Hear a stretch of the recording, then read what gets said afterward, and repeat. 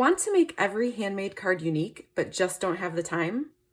Hi, I'm Jessica Taylor from Ink It Up with Jessica, and in this video, I'm going to show you how you can make little changes to your cards so that you can make 6 different cards from one sheet of 12 by 12 pattern paper quickly.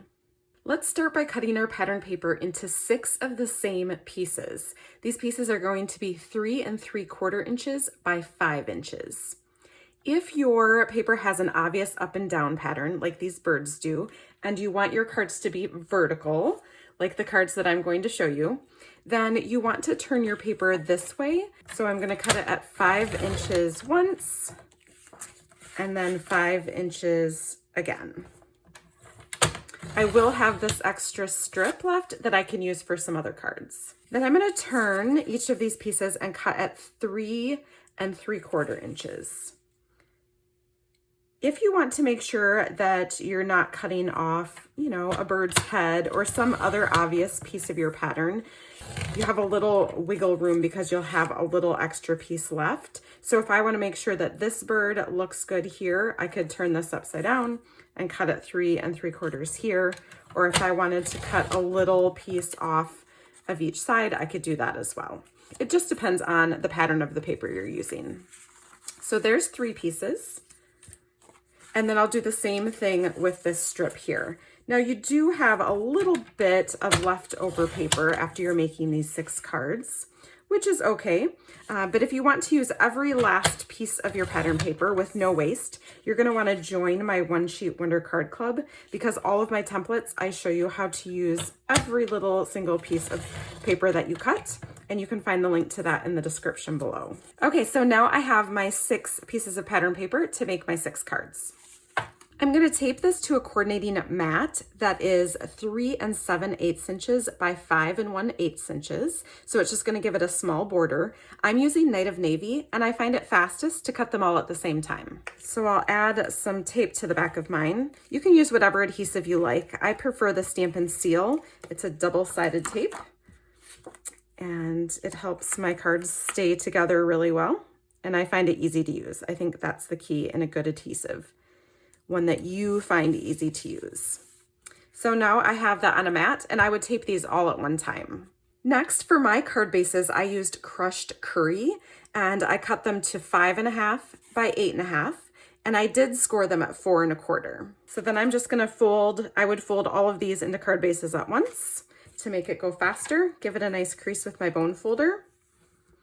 I did use all the same color for mine, but you could also switch out the color of your card bases to change up your cards as well. So then I'll just tape this piece onto my card base. So I would do that for all 6 of these pieces. So I would start with 6 of this card base. Then it's time to add your greetings, and this is where you can really change up your cards just a little bit to make them all different. Now this paper is so pretty that I thought I would just keep one card like this with no greeting at all.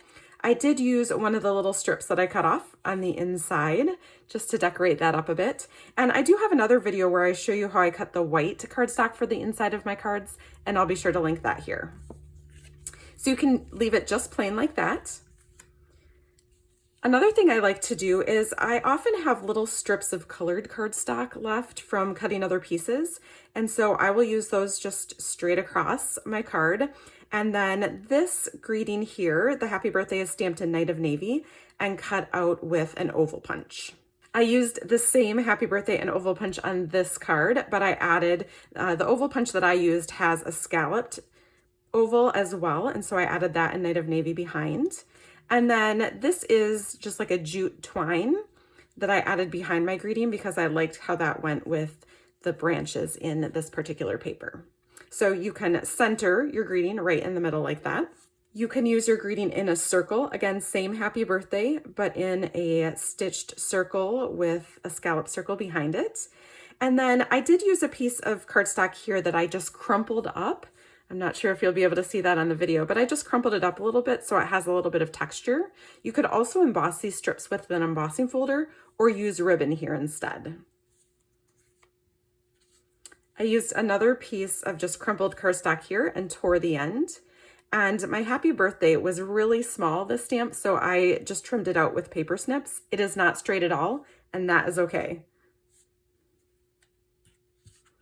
And then finally for this one, I stamped a long happy birthday and banner cut the end, and then banner cut the end of a Night of Navy piece as well.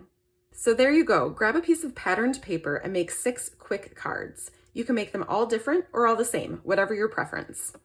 If you like this video, please give it a thumbs up and be sure to subscribe for more card making videos. Thanks for watching.